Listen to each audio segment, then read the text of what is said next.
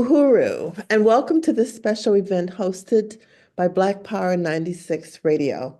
Today's event is titled Media Shakeup, Defend and Grow Independent Black Radio.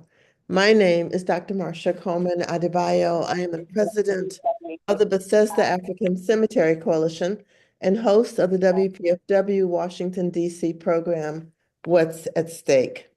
If you're tuning in on your YouTube, make sure to like and subscribe to get alerts whenever the Burning Spirit TV goes live or posts a new video. If you're tuning in on Facebook, please share this live stream with friends. And let us know in the comments where you're turning in from.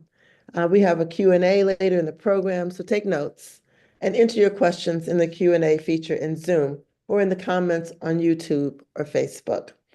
I want to let people know that this event is a fundraiser for Black Power 96 Radio. We have a goal to raise $2,000 for the station, which isn't a lot of money. So if everybody pulls their weight, we will make 2,000 in a very short period of time. So please go to blackpower96.org/donate to make a contribution. We are very excited for today's special guest. African People's Socialist Party Chairman Omali Yeshitela, leader of the worldwide anti-colonial movement for African liberation. We are also glad to have with us Eddie Maultsby, station manager for Black Power 96. We will have a Q&A later in the program, so please submit questions in the Q&A feature in Zoom, or if you're watching on YouTube or Facebook, go ahead and put your questions in the chat. But let's get started with our program. I'm excited to welcome Chairman Omali Yeshitela. Chairman Omali is the founder and leader of the African People's Socialist Party and the Uhuru Movement.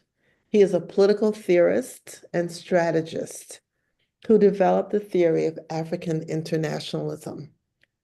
He has traveled to over 19 countries, including the Black Power struggle, building the Black Power struggle throughout Africa, Europe, and the Americas, and establishing solidarity relations with other colonized peoples' movements. And he has driven the establishment of over 50 Black community economic institutions designed to free African people from the colonial mode of production and welfare slavery. Chairman Omali is one of the Uhuru Three who were found not guilty of being unregistered Russian agents, but wrongly convicted of conspiring to be unregistered Russian agents in federal court last fall. Everything alleged in the case was protected speech, publishing opinions, broadcasting, advocating for peace and Black reparations, and speaking at conferences. He is the founder of APSP's Burning Spear newspaper, the longest running Black or African liberation journal in continuous publication since the Black Power period of the 1960s. The Uhuru Movement's non-commercial radio station in Florida, Black Power 96.3 FM, is currently pressing a lawsuit against Pinellas County for revoking a federal grant in violation of First Amendment protections.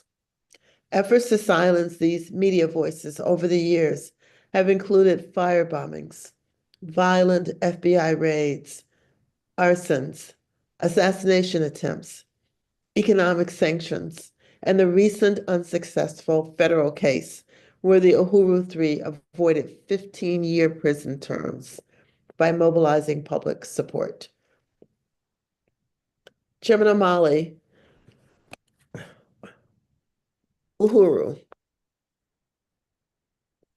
Okay, so we can't hear you. Now, is that better? Yes, much Uhuru, better. thank you so much, Sister Marsha. It's very good to be with you. Thank Uhuru. you, Uhuru. I can't think of anyone else I would rather interview this morning than you. So Chairman Omali, we're in a period of great upheaval.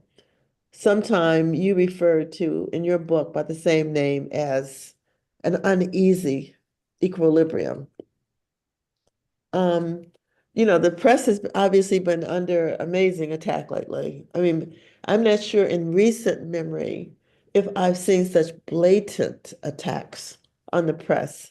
I mean, the press has always been, well, the colonial press and the independent press are obviously two different vehicles, but we want to talk about the role of the press in mobilizing people, the role of the press in helping our community understand the issues involved in their oppression.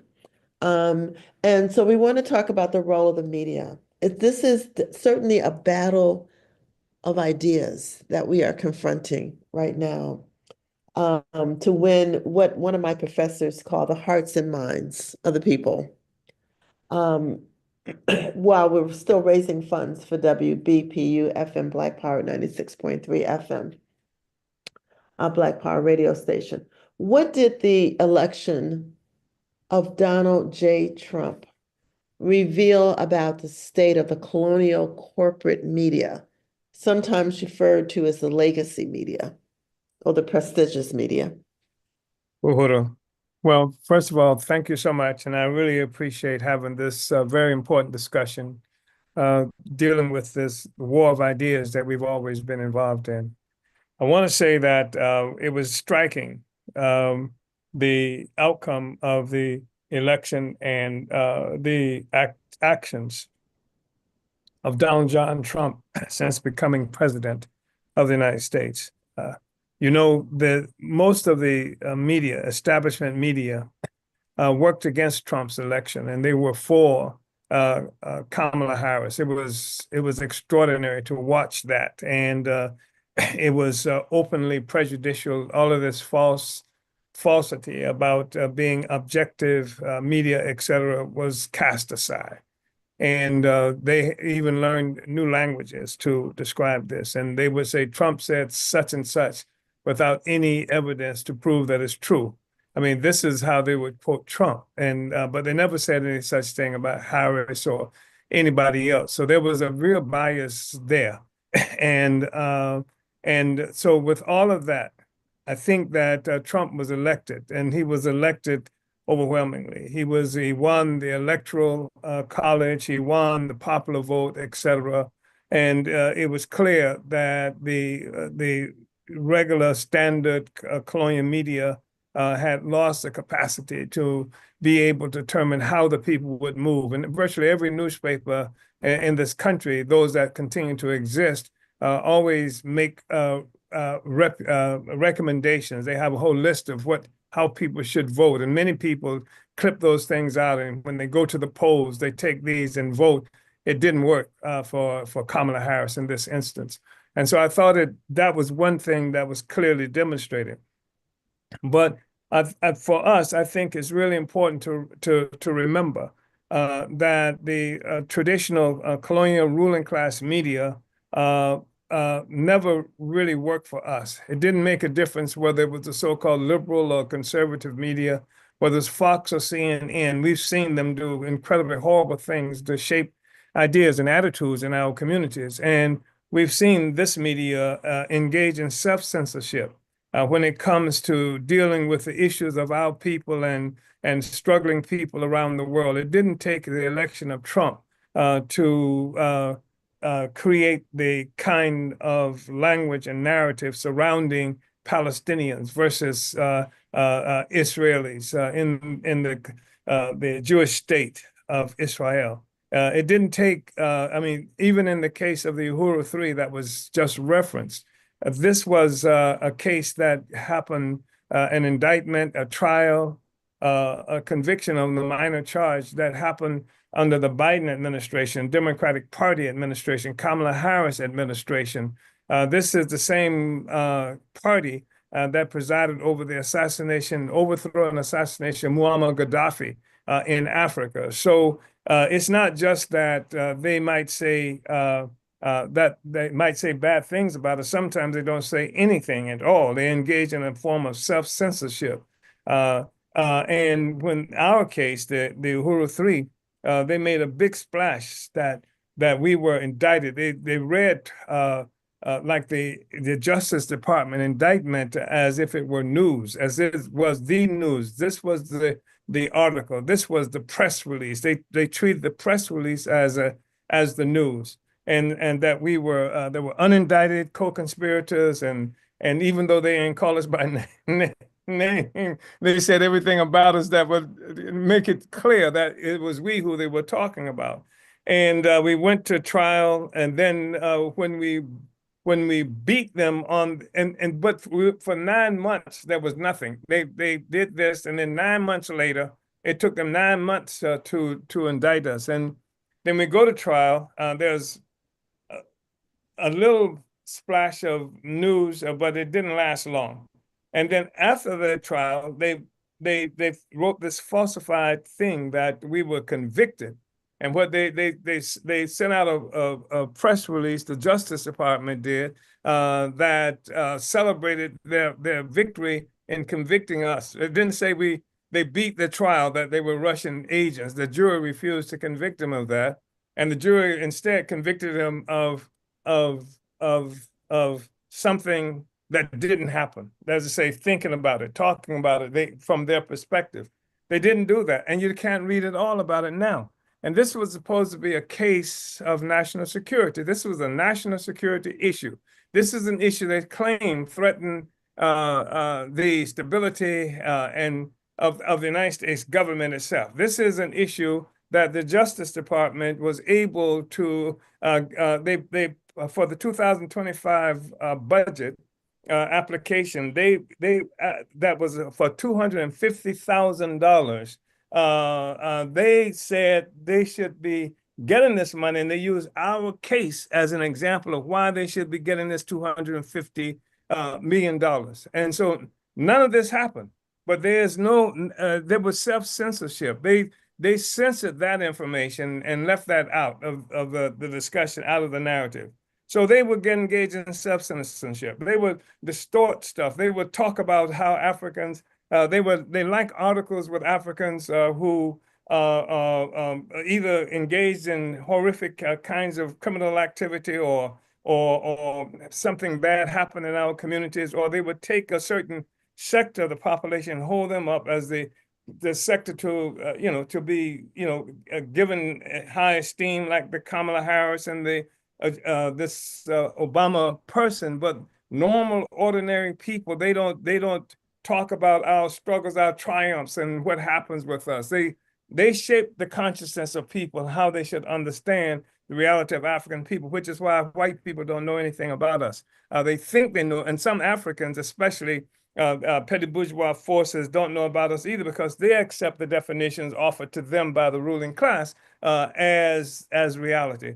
And so they're always surprised by when they see things happen in the community that do not fit the narrative that they have created. They forgot that they started it. They forgot they told this lie, and they begin to believe in their own lie, and therefore they're always misinformed. So yeah, the ruling class media lost any credibility. I've seen that there was something like two newspapers per week collapsing inside this country up until something like 2020. And then and 22, and that this year, something like a third of the newspapers that existed in this country no longer exist. And finally, I just want to say that I think it's important for us to remember, even as we cringe at what seems to be this assault on the media, that part of this is a contest that's existing between sectors of the ruling class, that they're fighting among themselves. And some of these media closures, assault on media, is a sector of the ruling class that's fighting against another sector of the ruling class whose opinions violate their interests, etc. And so CNN versus Fox, you're still looking at the same, colonial enterprises, but one sector of the bourgeoisie, of the ruling class, is in that arena, and another sector in another arena, competing for the same resources in many instances. So yeah, we can cry, but the fact is that in most instances, what we're looking at is a contest between sectors of bourgeoisie, which gives us greater urgency to creating our own capacity to communicate. Yeah, let's talk about creating our own capacity. I was thinking about, this the fight between the ruling class and so one such food fight, as one could name it, Mhm. was for the ruling class to terminate the government's contracts with the news service Political.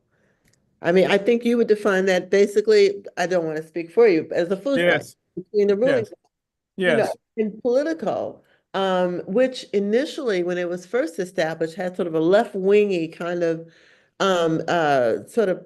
tint to their reporting. But now we find out that they have received over $8 million in taxpayer funds in 12 months, which ended September 2024. And earlier this month, Matt Taibbi wrote on Substack about the backroom relationship between Politico and the U.S. state apparatus. And so he wrote an article entitled "The Media is Busted and Soon Will Die." And he detailed the misinformation spread by Politico that favored its biggest funder, the U.S. state. So can you talk about the need in the context of, you have an organization like Politico, which on surface is sort of a liberal organization. You would think that they would produce certain kind of intelligence for the public, but now we realize, in fact, that they're just in bed with the establishment, and now one sector of the establishment has decided to basically kick them out, and so let's talk about the role of independent media. First of all, historically, the Black media has played a third person role. Um, but of course, since the 1960s, the influence of the Black media, particularly with integration, and now more Blacks writing for the mainstream of what we call the prestigious media, people began to feel that they could get the same news from the Washington Post, for example, as they could from the Afro. And so you have these small independent Black media organizations really suffering and trying to stay afloat. So can you talk about, if you feel this way, the the importance or the significance historically of the Black press or the independent press vis-a-vis the ruling class press? Yeah, thank you, Comrade Marsha. I'm old enough to remember when in the city that I grew up in, St. Petersburg, Florida, where Black Power 96 is based, the newspaper at that time called the St. Petersburg Times. It's now the Tampa Bay Times on the way out. It publishes, I think, twice, 2 or 3 times a week now, as opposed to daily, as it once did. And there used to be 2 newspapers there, the St. Petersburg Evening Independent and the St. Petersburg Times, that at one juncture merged as the St. Pete Times was attempting to become this behemoth and bought out the Tampa Bay Times, the Tampa Times, and became the Tampa Bay Times, including St. Petersburg and Tampa. So it was this real behemoth that was there, and I'm old enough to remember, and I worked for that newspaper at one time as a young person. I was one of the up and coming Negroes. When and they had a Negro page in that newspaper, and one page that only went to the Negro community. So the white people didn't even see the Negro page, and they had a writer for the Negro page, etc. And this was What would be featured on the Negro page? on the Negro page. Well, in one instance, later on, they did get a very intelligent and forward-looking person. Her name was Peggy Peterman, who ultimately she should have been on the board of the newspaper. And after it integrated, she became relatively significant factor there. But she would write, articles of some significance, but it was mostly funerals and it was mostly weddings and club stuff, etc. And unfortunately, that's what many of the little Black newspapers were doing too. it was hard to find an African newspaper that did not have a section on who was arrested and what the names were and what have you. And every issue of the newspaper, you know, who was in jail, who went to jail, and people really look forward to being able to see that kind of stuff, who died, and you know. So this was part of it, but it's true. The thing about the media is that in an era where media is so important, people are validated by being able to see and know of themselves and hear of themselves in the media outlets that's there. And that was true of the Black community too, even if it was about birthday parties and weddings and things like that. They were not being reported in the white people's media. This was us, and we could see each other, church news, etc. Didn't matter whether you were religious or not, that we could see each other. And so that was really important. It was validating that we did exist. We do exist. But once we become reliant on the ruling class media for everything, then our existence is nullified or distorted. And they report on it in a way that highlights the stuff that fulfills their ideological uh, inclinations for continuing domination, buffoonery, and they did a lot of that. They would promote buffoons. We had our leaders became things like basketball players, and they want to ask a really important question about something that was happening in the world. They would ask a sports figure from our community and that kind of thing. And this has bled into the situation now with the media. So you have people who, football players and basketball players ask these important questions about the African community. That was one of the reasons that people like Muhammad Ali and the other young brother who took a knee became such great disappointments. That's why even O.J. Simpson became such a huge disappointment for them, because he was somebody they could hold up, because it was representative of how they had put us forth as bodies, but without thought, and we were lovable bodies. It wouldn't surprise me to have gone to a Ku Klux Klan rally and seen white people wearing T-shirts with Michael Jordan's picture on it, because they were not significant. They were unblack people, and in the sense that they did not represent anything aspirational about our folk and dealing with the reality that we live with. So I think the newspapers, the Black media was really important. The Black radio, when it existed, was extremely important. And I want to just make this when I remember when in the 1960s, we were able to pick up a newspaper in St. Petersburg, Florida, and read about some event that happened in New York City, and see some Black people, come up with this position, et cetera, and say, wow, that's a good idea. And we could take that same idea and use it where we were in St. Petersburg, Florida. But then after a while, the media declared, as if they had had some kind of meeting, and I think some meeting did happen, that reporting on this stuff was Black people manipulating the media.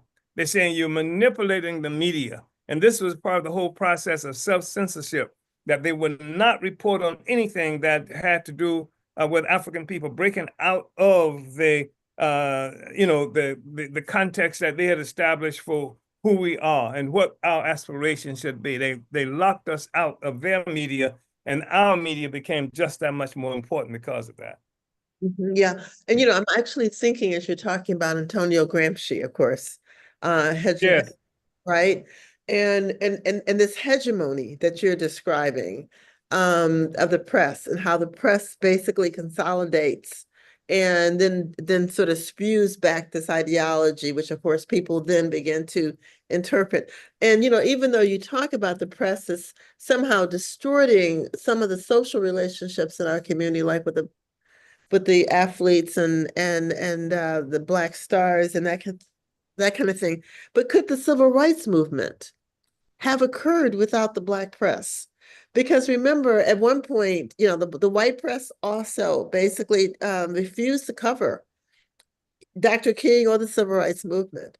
And it was the Black press that sort of kept the drumbeat of what was going on in Selma and Birmingham, and allowed people in Detroit to know who Emmett Till was, right? So I mean, how do we recapture, if possible, that kind of spirit of the Black press in a time of repression? Well, first of all, I want to really appreciate that observation that you just made because I was Emmett Till's age when he was murdered.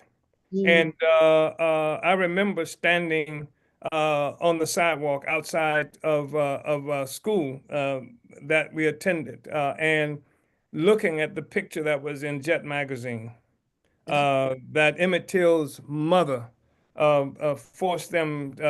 Well, she didn't force them, but she refused to close the coffin so that this grotesque, bloated, uh, decayed figure that she had been presented with for a son that she had sent to be with his relatives in Mississippi just on vacation. And the world got a chance to see that, and it was impactful. It influenced everything, everything. And not just that, but you remember the articles that came from Ebony at one time when Ebony wrote this series of articles. I can't remember the brother's name, who is almost like a encyclopedia of facts and things having to do with Black history. It was pretty progressive stuff. It was really good stuff. And so, that's absolutely true. That aspect of what the media, Black media, did for us was powerful. And Black media, even when we talk about radio, and we have to remember that even cultural expressions via radio, music, and things like that, how the music and songs reflected the development of the movements, the struggles in our communities. How Aretha Franklin one day could be singing about freedom, freedom, freedom. It was just exhilarating. And then with the defeat of the Black Revolution, we see her singing "Who's Zooming Who?" You know what I mean? Which is, how do you get from that? And so the influence that our struggle had, and I think it's really important on how media represented itself in the world as it relates to Black people. And this was one of the reasons that Black media became problematic also to the system. And so it was gobbled up, destroyed, and what have you, So yeah, I think that's a really important observation, Sister Marsha. Thank you. Also, I think what you also said that, at some point you worked for Black media. So it was also, a gestation zone where young Africans who wanted to communicate with their community was given an opportunity to work for Black press and then, of course, become people who would be able to carry forward the culture and the ideas of the community. So you've always said that there is no such thing as unbiased media, that all media serve some national and class interests. Can you explain, can you explain this concept and tell our listeners about the role of the Burning Spear newspaper that you started and have kept in existence for nearly 60 years? Yeah, I think it's really important because most people, when they get the newspaper, or they have no idea, beyond the fact that they're reading it and what they can see in it. Most people don't. Some people are able to say, hey, that's not right, and see through a lot of that. But in terms of how we understand media and even the existence of ideas themselves, they are born of a particular a social system. Every no matter what it is you're looking at, it represents class and national interests.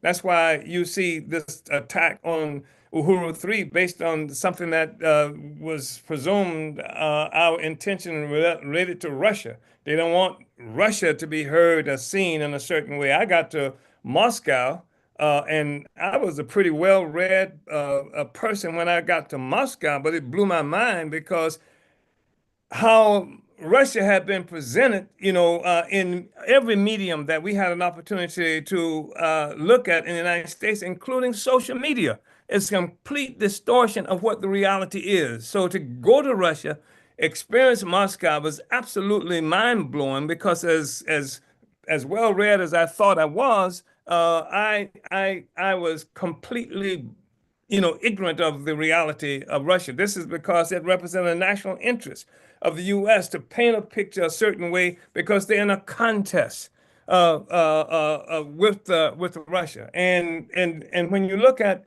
the source of ideas, the ideas they stem from the economic base of any society.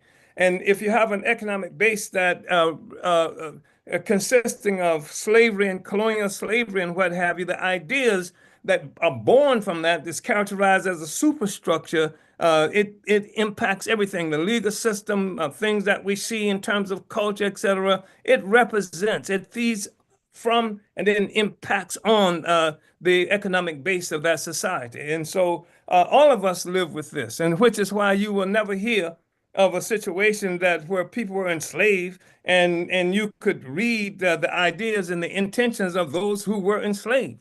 When such stuff as that get recognized as significant, it's biblical. That's where you can talk about the revolutionary Yeshua, Jesus, etc. It said because it was a remarkable situation to talk about the enslaved being able to articulate their own interests and their own aspiration. You won't hear that normal. That's why you kill people who do that. You hang them on crosses, you put them in prisons, you do all kinds of horrible things when they break out of that. So every society is based is organized around the economic base of that society, and the ideas are a reflection of the economic base of societies. Colonial slavery is what you see, and that's how we have experienced reality here. But the enslavement and the ideas are so ubiquitous, and we have no idea their source and everything. And we just think we're looking at very clever people because they've defined themselves as clever to us, and they've used their mediums to say, look how clever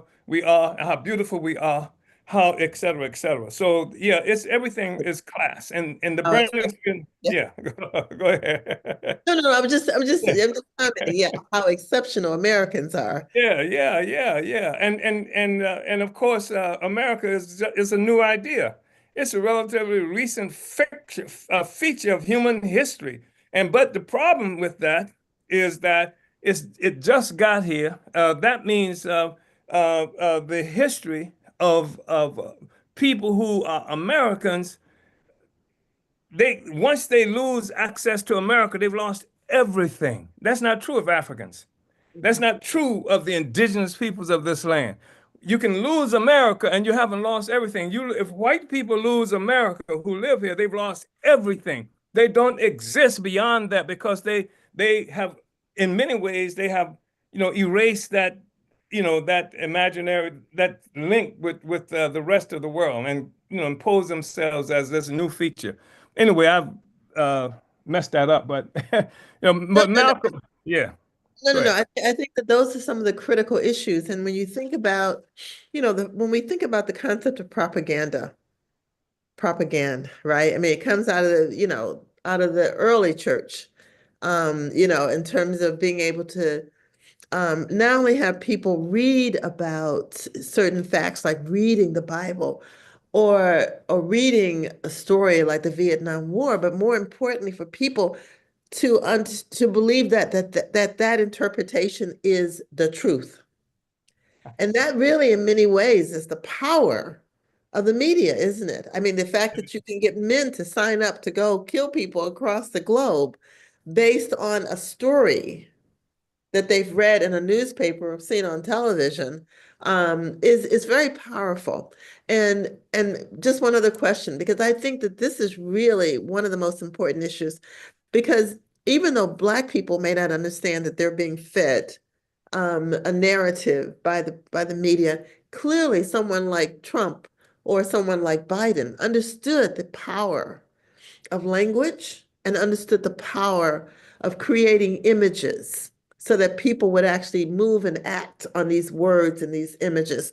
So in that sense, what is the goal of the Burning Spear newspaper? I mean, what is the essential goal that you're trying to accomplish by promoting this newspaper? Well, the essential goal is we don't pretend not to be biased. We are biased. We are biased on the side of the oppressed. We make no apologies nor pretensions about that. We are biased on the side of Black liberation, Black struggle. We are absolutely biased. And we are biased in the sense of the African working class because we think that that's where the future is for all of us globally. Africans certainly, but we believe the peoples of the world will not know liberation, not know freedom until Africa, under the leadership of a working class that has no stakes at all in the existing social system, is able to be free, has won our freedom, not is able, but has won our freedom. So the burning spear is a reflection of that. It's a reflection. It has ideology. It a reflection of that. It has objectives to in terms of arming the African working class and arming our people and friends, not just with information, but also with the method of investigation and not analyzing that, and not doesn't have to be sophisticated. Sometimes it is relatively sophisticated because it depends on the era that we're involved in as a movement, as a people. When the struggle reaches a certain level of advanced forces, as we characterize them, has grasped these ideas and now take these ideas out among the people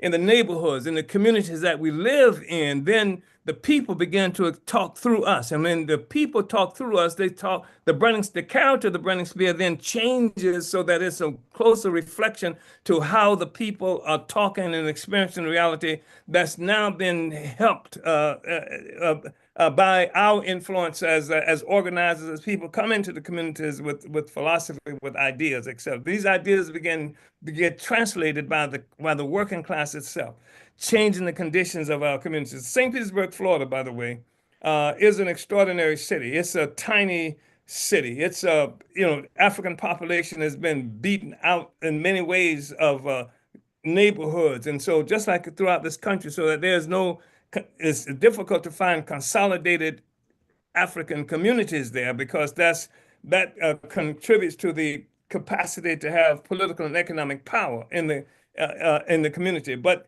the thing is, in St. Petersburg, Florida, because the movement has been there for such a long time, and the movement in St. Petersburg, Florida, was born as a Black Power movement. It has impacted the consciousness. The newspaper has been sold there for years and years. The propaganda, if you will, have been distributed over and over. And sometimes you only get 5 people to a meeting, but it's there. And it's influenced how people perceive themselves and perceive the world. And so that's part of our responsibility to help the African working class. And when 1996, the United States government killed a young man. He was 18 years old. His name was Tyrone Lewis. And they gunned him down in front of an audience of some 40 people in the streets and what have you. We work these streets every day. They gunned him down 2 blocks from the Uhuru House in St. Petersburg, Florida. And even though we weren't getting all those people coming to the meetings, et cetera, when they gunned him down, the whole community came to the Uhuru House and said, this is what happened because we provided that information. So people acted on the information. At the moment, it became critical in their imaginations to be able to do that. And because of that, it was an incredible struggle that came out of that. I mean, yeah. So we were able to read in the St. Petersburg Times after they attacked our building on November 13th, 1996. They came with helicopters and airplanes, and they used all the tear gas that they had in the city of St. Petersburg. They used all the tear gas. And the only criticism that the government gave was that they ran out of tear gas. But what happened was it was interesting because they came with an airplane and other things, and the community rose up. Mhm. And the St. Petersburg Times did write that the commander of the police forces came over their phone and indicated, pull back, we're under heavy fire. And that heavy fire was coming from the community who shot down a helicopter, so I don't think I've ever read that anywhere, but I don't think, yeah, I mean yeah.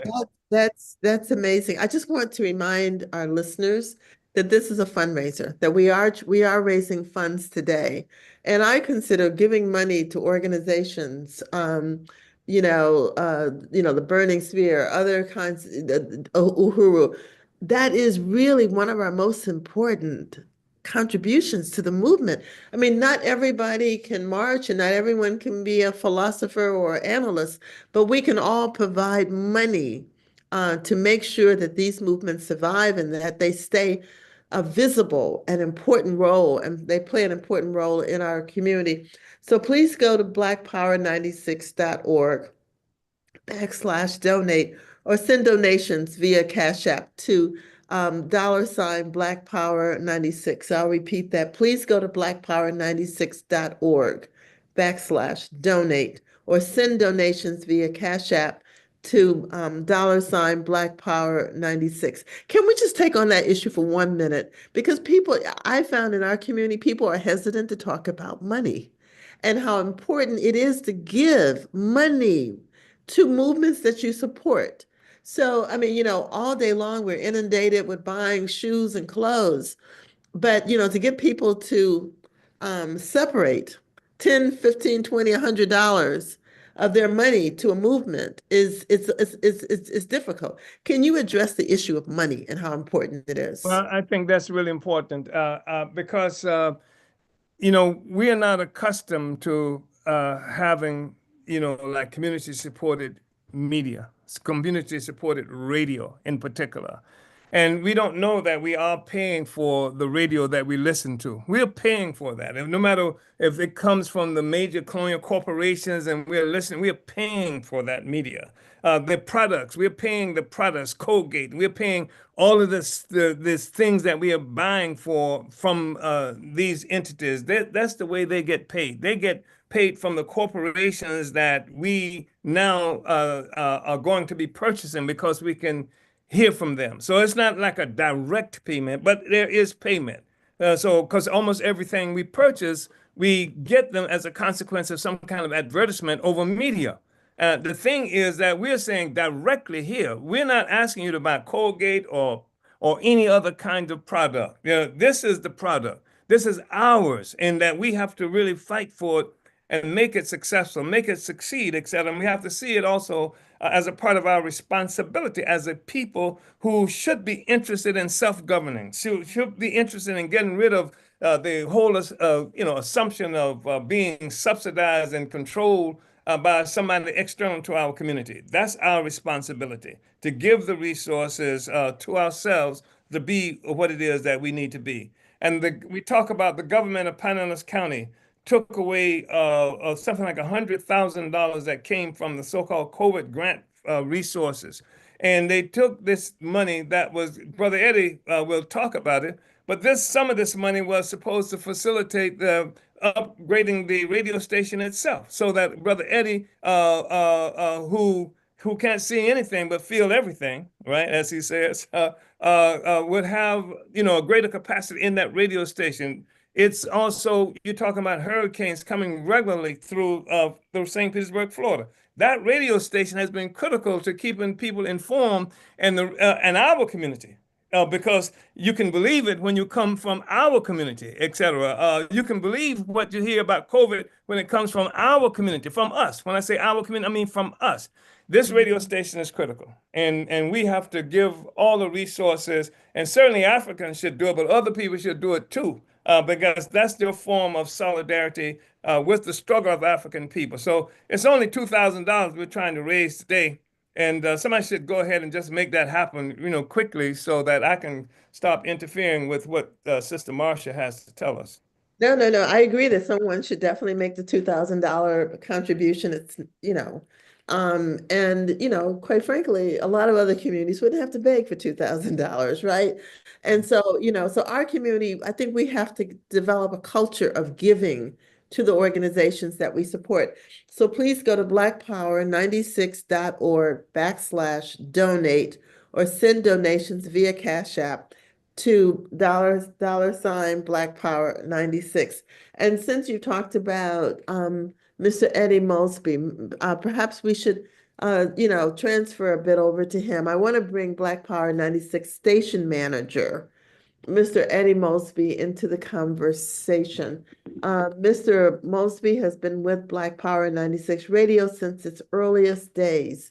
He's 100% blind and a brilliant organizer. known as the world's best blind DJ. Before joining the station, Mr. Eddie performed gospel throughout the South and then sang on the streets in St. Petersburg. He's turned this small community radio station into a powerhouse, a Black working class expression, connecting local residents, bringing important information to the people, and helping unsigned artists to launch their careers. So welcome, Mr. Eddie. Oh, welcome. Thank you for having me. Can you hear me? Yes, I can hear you. All right. Well, thank you for having me. First of all, I want to appreciate this topic on the importance of Black media. I want to appreciate and salute also the chairman, Omali, Yeshitela, for being here. It's an honor to be here to just help our community in every way that I can possibly help this community and Africans here and everywhere, because this station is that type of station. Correct, Marsha? Exactly. Yeah. Well, as I'm sure you'd want me to say, we're asking people to go to blackpower96.org /donate or send donations via Cash App to $Black Power 96. Just think, you're not going to buy the dress this weekend. You're not going to buy the shoes. You're going to give the money now to the radio station. That's what I'm hoping everybody out there is thinking right now. I can sacrifice $100, $200, $300 or $2,000 because this is important. So let me ask you a question, Mr. Eddie. At the end of January, the newly appointed FCC chairman, Brendan Carr, sent a letter to National Public Radio, NPR, and the Public Broadcast Service, PBS, announcing that he has asked the Federal Communications Commission's Enforcement Bureau to launch an investigation into these public networks' advertising practices, suggesting that they are illegally running commercials. Trump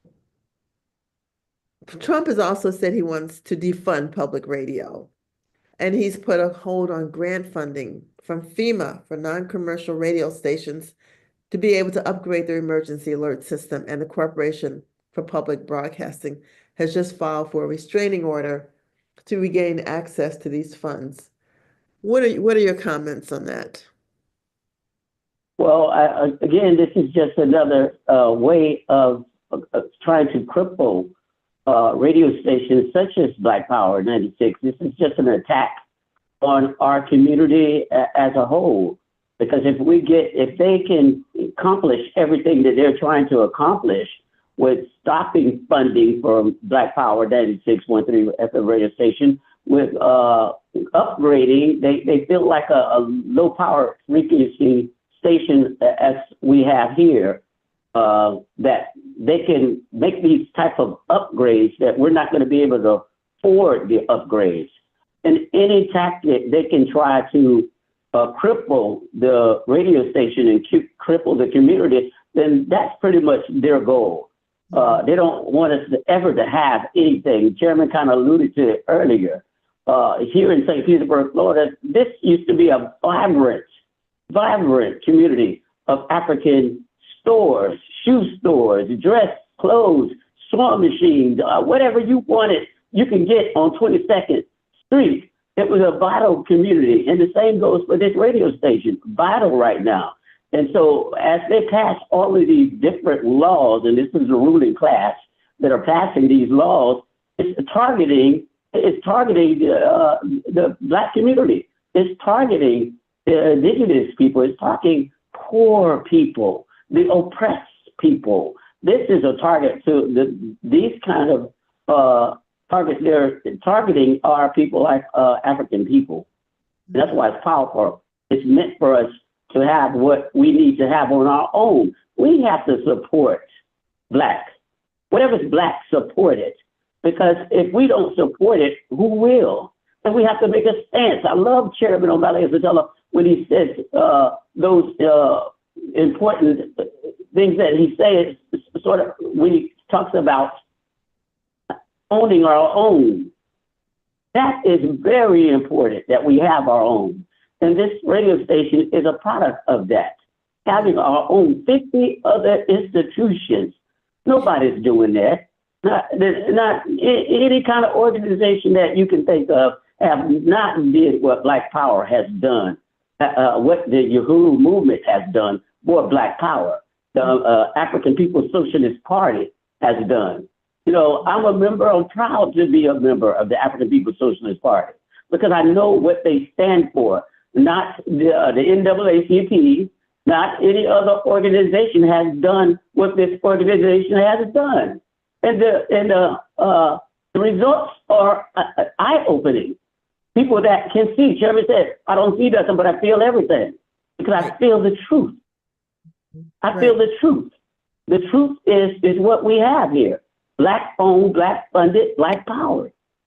Right. Yeah, just wanted to remind everyone, please go to blackpower96.org/donate or send donations via Cash App to $Black Power 96. I mean, it's very, very powerful what you're saying, Mr. Eddie, and I thank you so much. Now, on Wednesday, March 26th, the heads of National Public Radio and the Public Broadcast Service are set to testify at a Dodge hearing titled Anti-American Airwaves, Holding the Heads of NPR and PBS Accountable, end quote, to assess whether the American taxpayer should continue to subsidize NPR. But Black Power Radio 96 has already come under politically motivated attacks by the government. So now it started with us, and now it's spreading, of course, to white media before Trump ever took office, and is still fighting that attack today. I understand that the nation's local PNARAS, did I pronounce that correctly? County commissioner revoked and then denied $100,000 in federal COVID relief funds for which the radio station had qualified on political grounds that clearly violated the station's First Amendment rights. And now you are suing to get back those rightfully deserved grant funds. Can you discuss that, please? Yes, and I would appreciate you asking that question because this is crucial to be said. That not only that they took one grant away, they took two grants away, totally the $100,000. And these grants were for also generators to keep the station going during the critical time, as Chairman said, of hurricanes and things that's going on in our community. And we have to be honest. Nobody's going to tell us what we need to hear out in the community other than Black people talking with each other, because the narrative is just not there. For them to take this grant, and first they granted the grant. Let's say that. First they granted the grant. We ranked 4 out of 79 different applications. 4. So they said we got the grant, and I was all at that because I attended these meetings as station manager. And the first meeting I went to at the time when we did the meeting to get this grant from COVID-19 resources, the first question they asked among themselves, and I'm sitting right in this meeting as they asked themselves, the county, they was recently attacked by the FBI. Would this have any bearing on us approving this grant? Amongst themselves, they collectively said, no. This should have nothing to do with this radio station. That has nothing to do with this radio station. So we moved forward, granted the grant, and then when it came time to actually sign to get the resources, they revoked the grant. Yeah, so you're suing on that basis. Yeah, so that we had to say that's a violation of our constitutional rights. This has never ever been done, Marsha, right? That they granted a grant and then revoked it on the pretense of association with a movement. Right. And we all know that's a violation of. You can't do that. I should be able to associate whoever I want to associate with. Any company should be able to associate whatever company they want to associate with. the freedom of speech. They're just attacking in each and every way that they can do. But we're going to fight. We're going to win, as we always have win, because when you tell the truth, you win. That's what happened to the Uhuru 3. They fought, they told the truth, and they won. And they won, And so exactly. we shall be. And I want to call on the people to support, Marsha. You've been calling on them. I want to call on them to support. As station manager, 100% blind. Let me tell you, I don't know how long we have, but I want to tell you a story. Support is a beautiful thing. So please go to the web right now. Go to blackpower96.org/donate. Go to blackpower96.org/donate. Use the Cash App. No amount is too little. No amount is too large. You can do 1,000, do 1,000. This is important that we keep this station going on the air for the community, not only here in St. Petersburg, but the community across the country, but the community of people that are listening in Africa. This radio station is open to people everywhere, be it the app. They can listen to us. I don't care where you are in this world. You can listen to this station, Black owned, Black funded, Black power. I have people sending in, we have people sending in music that from West Africa, Nigeria. A brother sent me, what amazing work this movement has done. And this radio station has come under that umbrella. And I want to salute also Deputy Chair Onazade. But this radio station is really vital to our community. And people send, when I first got here, I could talk forever because I have passion for this station, because I know what it does for our community. I know what it has done for me. As 100% blind, I lost my sight at the age of 11. And I stayed inside the house. I couldn't go anywhere. But I got to listen to radio at the age of 11, 12, 13, 14, 15, 16, 17, 18. All I did was listen to radio constantly. Listen to a DJ, how he goes on the air, how he comes off the air. Did not know. That was 17. I turned 62 last November. That 8 years ago, I would become a DJ. At the age of 11, I was already being set up for this Black Power movement. Did not know it, because we don't know where our future is going. And I want to just appreciate this movement, want to appreciate this radio station, because as a little boy, all I had was radio.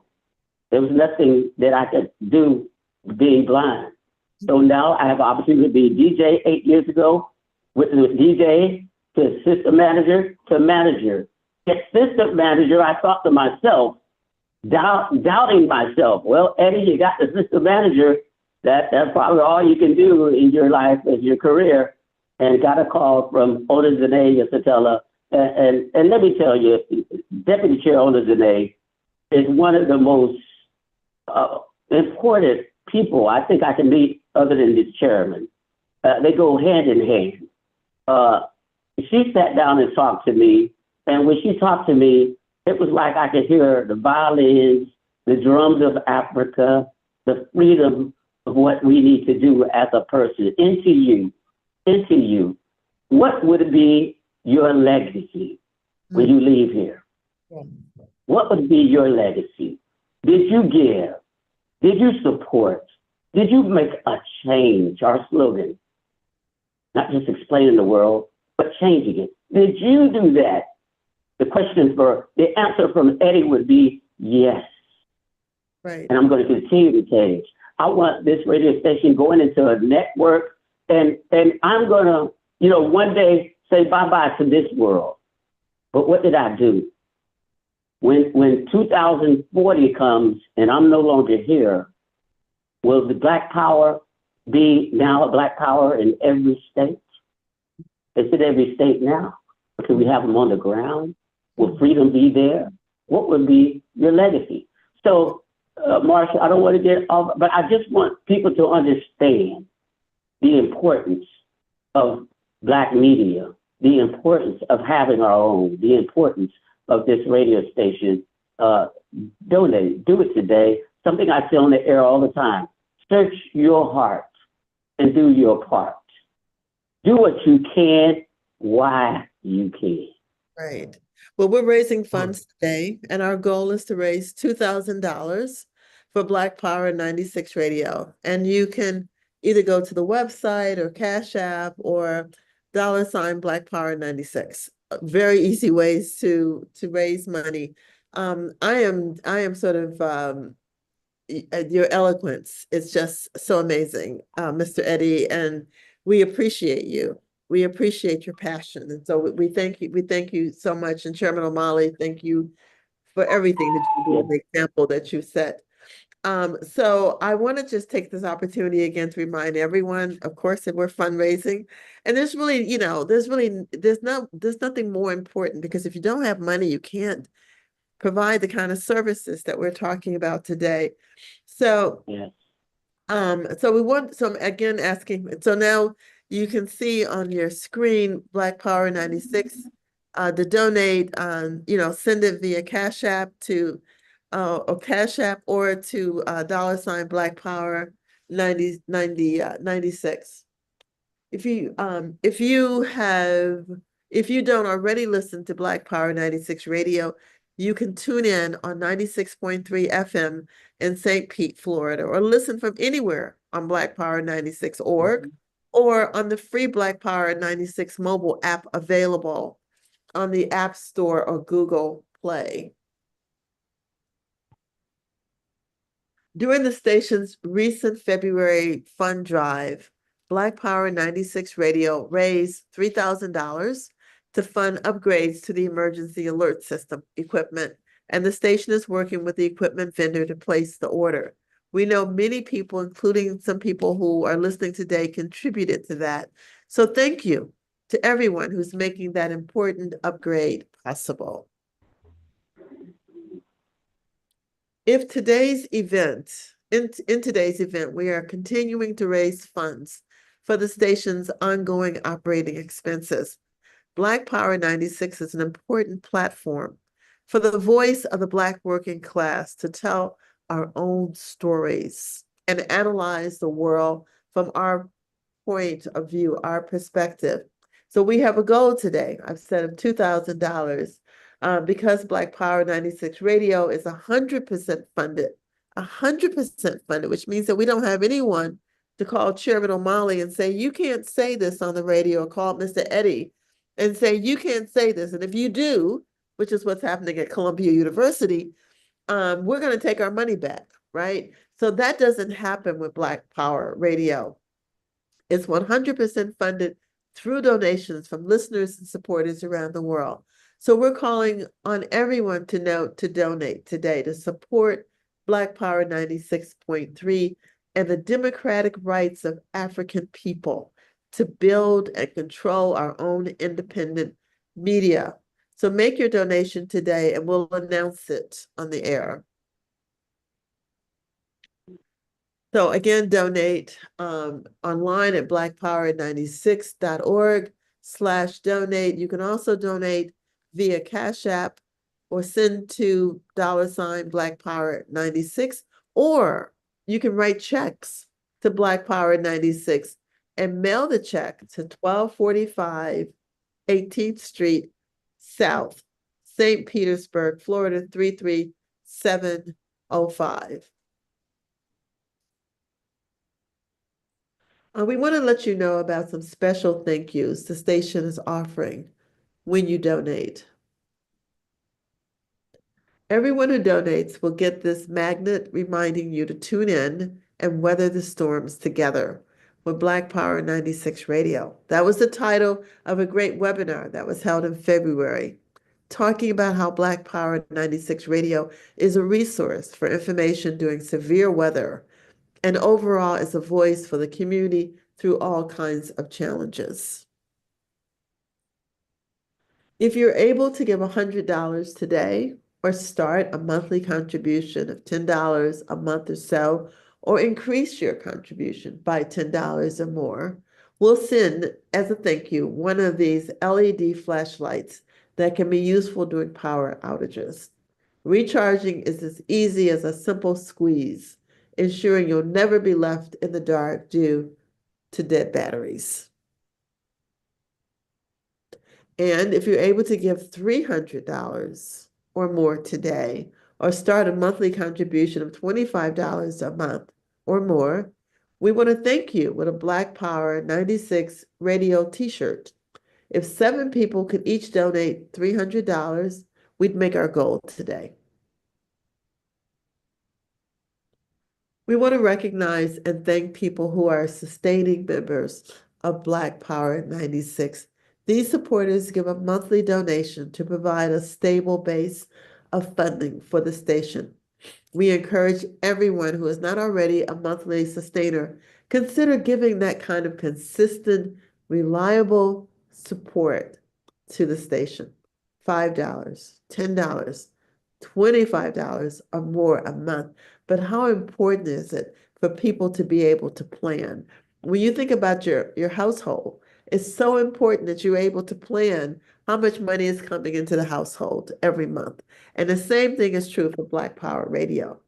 So we want to shout out to all the supporting members, and there are too many to name, but we just want you to know that we appreciate every contribution and everyone makes a difference. So donate online at blackpower96.org/donate.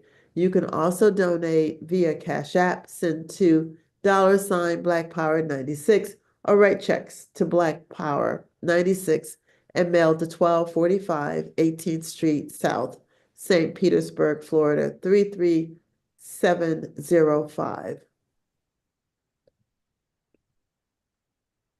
Excuse me, Marsha? Yes. I want you to make sure you get that correct, sweetheart. It's 1245 18th Avenue South. Oh, yes, yes. You're right. 1245 18th Avenue South, St. Petersburg, 33705. Let me repeat that one more time. 1245 18th Avenue South, Petersburg, Florida, 33705. So, we want to thank everybody. We have some questions that people have placed in the chat room. I was trying to see if I see the total donated so far is $710. We still have 1,290 to go. So we can do this, guys. We can do this, people. We can raise the 12. And what's important is that maybe someone could just take this off our plate and write a check for $12.90. I mean, that would really be the best. But I did want to recognize people who have provided funds: Penny Hess in St. Louis, Michael Jones, Clearwater, Florida, Ruby and Lewis, Chugamaringa, St. Pete, Shakura, Becky and Dingo in Columbus, Ohio, Jesse Neville, Stephanie, St. Louis, Stanley in St. Pete, in Yindu in Fort Myers, Florida. Those are just some of the people. Robert in Colesville, Pennsylvania. And we're going to add Marsha and Coleman-Adebayo to this list from Bethesda, Maryland as well, as soon as I get off the radio. So we're asking everyone to please, please, please do your part. And also we now have Lisa from Minneapolis. We have Trent Garnett. We have MQ from Punta Gorda, Florida. We have Sandy from Olympia, Washington. We have Robert from Collegeville, Pennsylvania. A lot of people are giving, so don't be left out. Also, let us add your name to this very distinguished list. So as we head into Q&A, I want to recognize where we have put people tuning in from, and thank you for our chat moderator for pulling this together.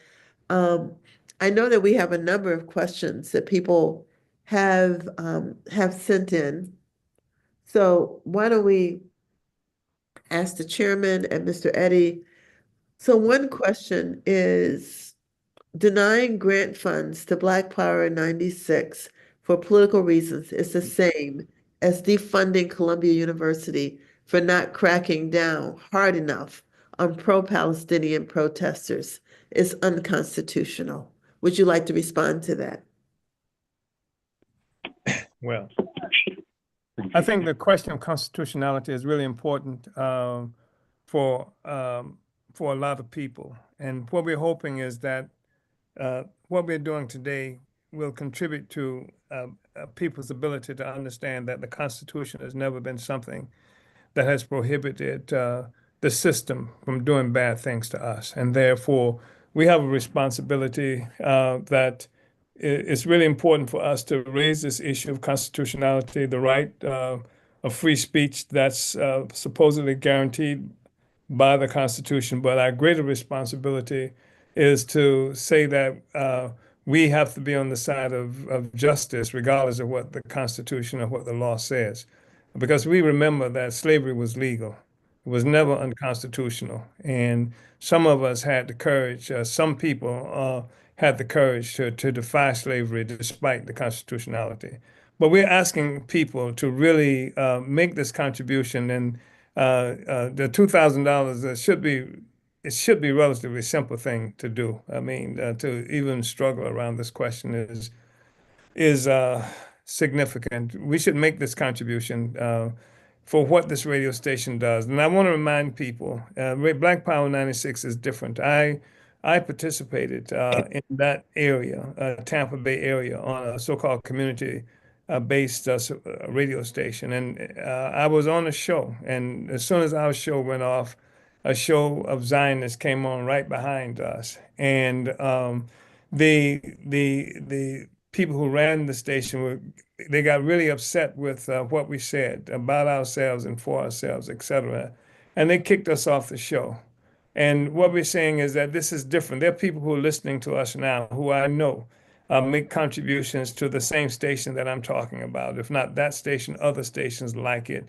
This is the only place you'll get an unfiltered version of from the African community ourselves. So come on and let's make the $2,000 happen as expeditiously as possible. Exactly. It's not a lot of money, but it's so important. It's important for a lot of reasons to raise money.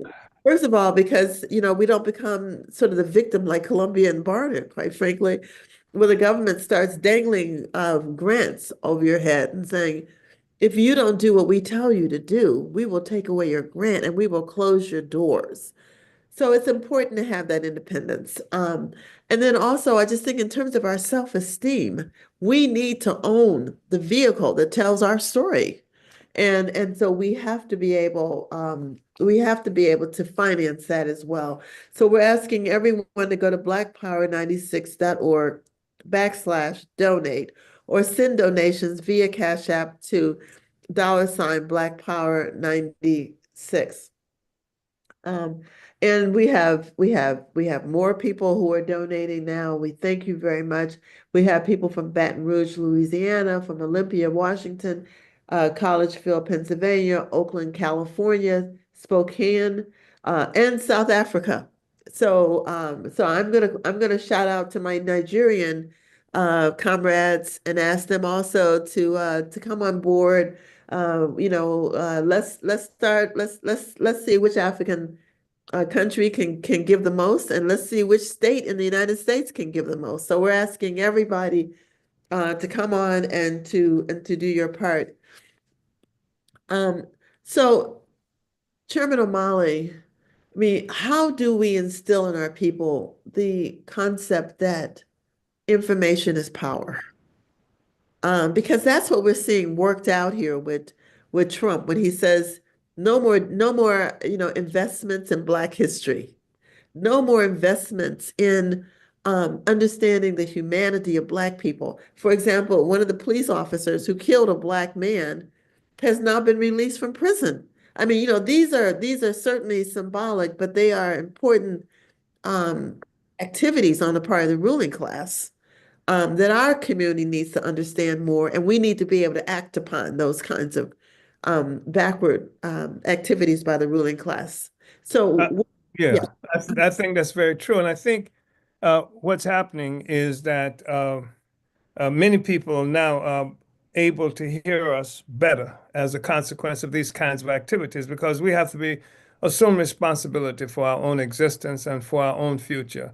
And we have to do everything that we can to take charge. That's why we came under assault with the Uhuru Movement, African People's Socialist Party, because we are building the future even under this colonial domination that we're experiencing. That's what we have to do. And effectively, that's what they are telling us. And they are arming us to understand that we cannot rely on them for anything. And so we have a responsibility to take what belongs to us. That's why, we for reparations and things like that, but we are not for welfare slavery. And we're not for some ability to enslave us. Right there in St. Petersburg, where Brother Eddie is now based, right down the street on 34th Street there. A white man offered me, in his office, $50,000. Here's $50,000. And I told him, I don't want your $50,000. Give it to the organization. No, it's for you alone. So I refused to take that. And we've been engaged in all kinds of struggles where we've been offered for ourselves all kinds of resources, but do we work for the people? And that's the critical question. And can the people be raised up? Can we break out of this thing where people can assume that we are for sale, and we are not for sale? We ended that kind of relationship. So it's our responsibility to make this radio station happen. And that's why, in places where we are competent and capable, we're in these streets, we're on these, knocking on these doors, and we're going to these institutions, including the churches and every place else, to win support for our own liberation. We are our own liberators. That's what we have to understand. Trump is not going to free us. And I wish people would stop pretending that things just got bad when Trump was elected. I wish he would stop pretending that. We didn't have a radio station. Remember, Brother Eddie, there were two important radio stations in the Bay Area. One, WTMP, located in Tampa, Florida, and then WRXB, Mhm. right there in St. Petersburg, Florida. They're no longer there. We've Mhm. taken up the slack. And so it's really important for us, for the people, to be able to support this and support our own institutions. And despite what any of them are doing, we didn't start talking about self-determination when Trump was elected. We didn't. We were saying this from the very beginning, and finally, I want to say that historically in this country, I'm talking specifically now about the United States, but it's greater than the United States. There have been two tendencies in our Mhm. movement. One, the struggle to try to integrate into what our oppressors have created, and the other was the recognition that we have to create for ourselves. We have to be self-determining. We have to be independent of them. And that has been reflected throughout our history in this country. So we maintain that self-determination is the route to go, and they continue to tell us that. And when you're looking at it in crime because somebody's going to take away this or that, that's what we are being told. We have to do it for ourselves, rely on ourselves. That's the thing that's going to make determination. Thank you so much. And we're a little bit, we've now raised almost $900, and we still have, around a little bit over 1,000 to raise. So people are calling in, and we thank you so much for your contributions. Uhuru, so we have in Yingdu, thank you again. He also raised he donated before. So thank you so much, Uhuru. We have Marine, St. Louis, Uhuru. Thank you so much. We have Anabella from Philadelphia. Thank you so much for your contribution. And Tim from Philadelphia, Uhuru. Thank you so very, very, very much for your contribution. Everything helps. So don't think that because I can only give $25 today or $100 today, it doesn't matter. It's not true. It all begins to add up. And so we need for Yes. everyone to do your part, because that's how we're going to win. Harriet Tubman, she talks about, how you just have to keep moving. You keep moving, even though you have limited resources, doesn't matter. You keep moving, and we're going to keep raising money. So Erica on Zoom asks, Uhuru, can you talk about how art and culture are weapons for either oppression or liberation in the context of 2025.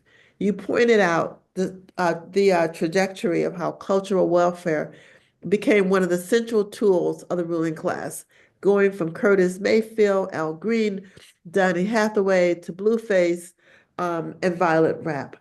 How do we begin reshaping mindsets and effectively undo the damage that has been done on our individual and collective psyches of how we see ourselves? Uhuru, it's a great question. Yeah. First of all, we should put on the, is it in the chat where people should go to donate? How people should donate? That's in the chat? It's in the chat. Okay, Uhuru.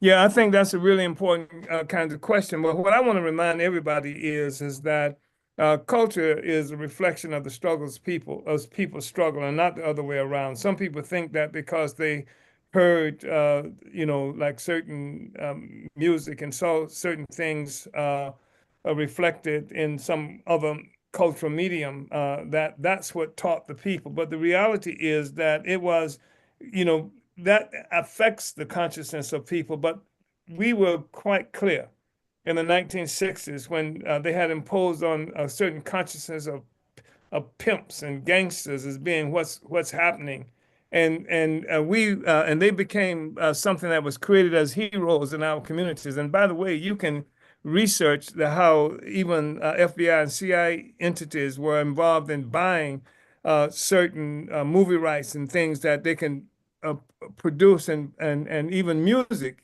interventions to what we would be listening to. But we were clear on that. And so we had to create our own images of what the struggle was about. And I'm saying that of what we should be for. The movement is the basis for the consciousness. I think culture is extremely important, but what I also want to say is that people need to join the movement. And the movement is what will help create the kind of consciousness and the cultural representation that we think should be there. And it's not going to happen the other way around. It's not going to be some comfortable place where you can write a song and that's going to make the difference. We're going to have to organize our people. We're going to have to engage in the political struggle itself. So I unite that the issue of culture is crucially important. And we have to raise up. And I appreciate people. Some of you will now not know who I'm talking about when I mentioned Gerald 2X from the original Nation of Islam, who was the cartoonist for Muhammad Speaks. And then there was the comrade brother who extraordinary artist with the Black Panther Party newspaper, Emory Douglas. But they concluded that during a revolutionary period, what we have to do is create cultural expressions that represents the destruction of colonialism, destruction of our oppressors, and the liberation of our people. We need to have that kind of culture. Otherwise, it's reactionary culture. And Right. No, I anyway, didn't mean to cut you off. Please go no, ahead. that's all right. I want to appreciate that intervention by the sister who talks about the significance of culture. There was Who Requires. We've done those things. And I want to remind people too that in the churches that you go to, you see that one of the most important things that happens in the church is the cultural expressions, the music, what people, what we refer to as the spirit of African people, spirituality, the African people culture being expressed. And then the preacher speaks for 15 minutes, in many instances. After, people have this exuberant, cultural connection with each other, which is, we used to say that the revolution, Black revolution is going to be made to the beat, and so that's who we are. And I agree. There were movies, like Burn that Marlon Brando did some years ago. Google that. Extraordinary movie. There was a movie that this brother did, Spook Who Sat by the Door. Google that. Get that movie and see it. This was a reflection of the struggle that we were engaged in at the time. And the FBI tried to keep that movie from happening, by the way, etc. And Burn was on the screens for something like maybe a month, and then it disappeared. And you start finding it ultimately as this exotic kind of film they were showing college on university campuses, but you wouldn't find that in the established medium distributions. So yeah, the culture is critically significant. Right. Thank you. Mr. Eddie, did you want to comment on that? Yeah, well, yes, I think Chairman said a lot to that, but it's always been, culture has always been a part of African people. Way back in the days when it was time to make a move, they would sing the spiritual song in the middle of the night, and that meant it was time to move forward. So our spiritual background has always been African people have always played the drums. That's the beat. That's the sound of the trumpet. Blow the trumpet. All of that is like a biblical saying. So this is a sister that lives in Tampa. She's blind also by the name of Sight. And she plays a gospel song. And when she plays, after the end of her song, she beats on the tambourine. And it would just remind you of the sounds of Africa, because of the beating of just on the tambourine itself. It's a cry out. It's a war cry. African people have always been associated with fighting, warriors. As Chairman alluded to before, in one of his speeches, Jesus was a revolutionary. And so, I mean, if you're a biblical person and believe in God and Jesus, you should believe in every human black man that's an African. Even Jesus was a revolutionary, and that's what we're fighting for, a revolutionary, to overturn the system, to be a part of something free. And that's what I've learned since I've been here. Chairman has been, I'll tell you a story, because I could just talk forever when it comes to this movement and the chairman. Back in the late 70s, he was here, St. Petersburg, and he was known as Joe Walla. Everybody knew him as Joe Walla. And even then, he was being heard on the radio. I don't know, Chairman, can remember where he's been so many places, but my mom was listening to him in the kitchen. I was a young boy, and I was like, Mom, what are you listening to? And she said, just be quiet and listen. And she was listening to Joe Walla at the time. And I was sitting there thinking about, I want to hear Aretha Franklin and Michael Jackson and Jackson 5, not knowing the significance of Chairman talking then and what I know now. So it's important that we do continue to support radio, because that was probably one of the first times I've heard Chairman Omali was on the radio. That's important to get the message out, the freedom message out about our freedom, because we see that this system, the state, the government is trying to erase everything from the library, from music, to we're on attack now with the radio station, trying to FCC rules and regulations, but it was on radio that the chairman had been heard as Joe Walla, now as Chairman Omali Yeshitela. I alluded to it earlier. What would your legacy be? How will you move? How will you give? What would you do? This is your time right now to give, to give. And you're not just giving to any radio station. You're giving to a Black-owned radio station to help African people. This station, when COVID-19 came out, and believe me, as a radio, I listen to radio all the time. Even right now today, I tune and listen to other stations because I want to hear what they're saying, what they're doing, that helps me to move in this station. Nobody, and believe me, when I tell you, nobody was giving over the airwaves like Black Power, saying, wash your hands more than 20 seconds. Do this and do that to the community, to the Black community, because believe me or not, the Black community, wasn't nobody telling them to wash their hands more than 20 seconds or 30 seconds. Nobody was. Black Power was giving them the information hour on the hour, because I was here and I made sure it happened. Every top of the hour, you would get the message, what to do, how to do, be cautious, be careful of this disease that Trump said, oh, there's nothing, it ain't airborne, it ain't nothing. But come to find out, it was killing African people, people with underlying diseases like myself. Thank God I'm still here. But I was a part of Dr. Aisha Fields, Conrad over in Huntsville, Alabama, letting us know Black African people, this is how we need to move. Right. Important to have radio. Donate, please do it. Yep, donate. Please go to blackpower96.org/donate or send donations via Cash App to $ Black Power 96.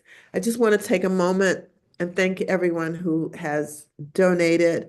Every dime that you have provided is going to be used to make sure that this community, our community, stays well informed and that we do not have to rely on our enemies, media, to be able to develop our own strategies and understand the risks that are now presented. So again, I want to thank Stanley, St. Pete, Uhuru, $10, Absalon, New York, $10, Uhuru, Ndingu, Fort Myers, Florida, $30, Uhuru, Lisa, Minneapolis, $100, Uhuru, Trent Garnett, $10, Uhuru, Punda MQ from Punta Gorda, Florida, $50, Uhuru. Sandy from Olympia, Washington, $25, Uhuru. Robert from Collegeville, Pennsylvania, $25, Uhuru. Penny Hess, St. Louis, $100, Uhuru. Michael Jones, Clearwater, Florida, don't have an amount there, but all from we have a joint contribution from St. Louis for $50. We have Ruby, St. Louis, $50. We have Chimuringa, St. Pete, $50. Shakura, 25. Uhuru, Becky, Minneapolis, $25. Uhuru, Indingo, Columbus, Ohio, $20. Jesse Neville, St. Louis, $25. Uhuru. Stephanie, St. Louis, $25. Sandy, Olympia, Washington, $25. Uhuru. Jesse, St. Louis, $25. Uhuru. Marine, St. Louis, $50. Nebula, Philadelphia, $25. Tim, Philadelphia, $25. Bakari, $25. MQ, he's just donated another $50. And the APDF president, Ona Zene, $200. I mean, this makes you so happy in the morning, right? That your community has woken up, that they're willing to engage in struggle. And we are just so grateful to everyone. We say Uhuru and thank you. We applaud each and every person who has contributed.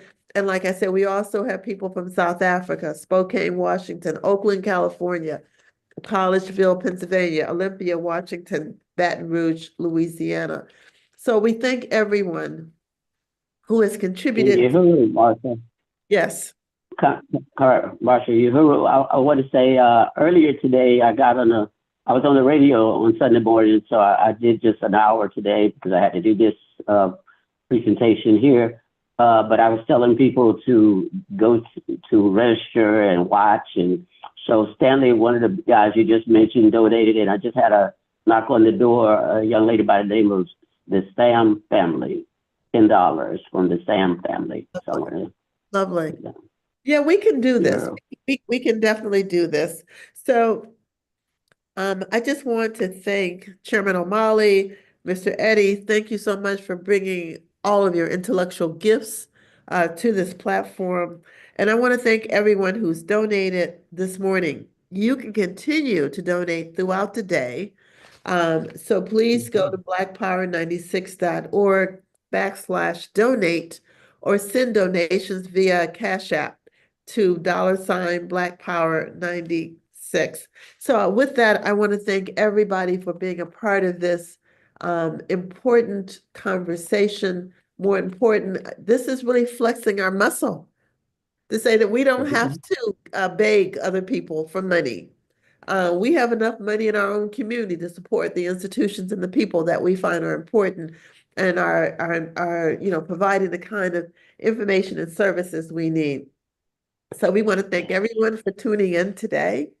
Keep listening and keep supporting. Black Power 96 Radio. Thank you. Yes. Uhuru. Uhuru. Vanguard up.